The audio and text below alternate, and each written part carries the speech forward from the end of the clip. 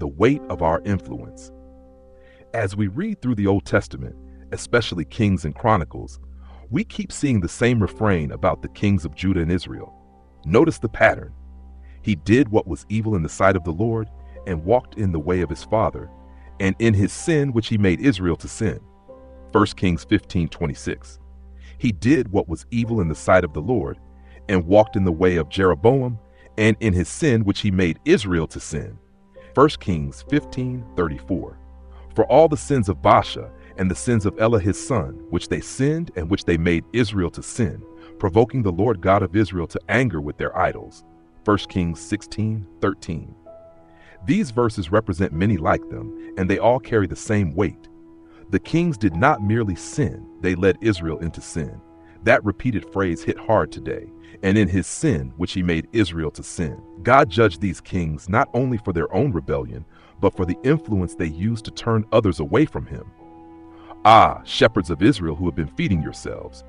Should not shepherds feed the sheep? Ezekiel 34:2. Kings were meant to rule as God's shepherds. They were charged with representing his character, his care, and his justice. Instead, most led the people into idolatry and away from the living God. Ezekiel exposes their failure with painful clarity. The weak you have not strengthened, the sick you have not healed, the injured you have not bound up, the strayed you have not brought back, the lost you have not sought, and with force and harshness you have ruled them. Ezekiel 34:4. They did not protect the people. They exploited them. This is exactly what Samuel warned would happen when Israel demanded a king. Yet whenever God appointed a king to rule on his behalf, he expected that king to shepherd his people with his own heart. But this warning does not stay locked in the Old Testament. Jesus carries it forward and intensifies it. What he says should send a tremor through us. Whoever causes one of these little ones who believe in me to sin, it would be better for him if a great millstone were hung around his neck and he were thrown into the sea. Mark 9:42. This comes from the one who is full of grace and mercy.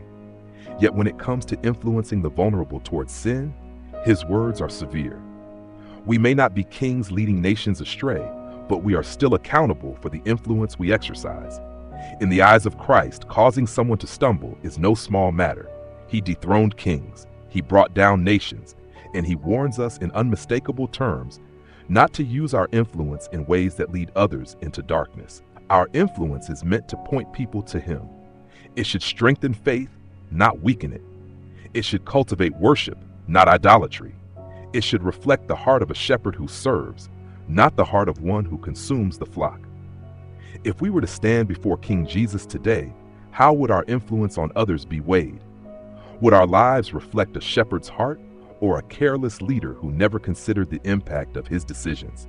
In the quiet places of our daily interactions, are we drawing people nearer to Jesus or nudging them away?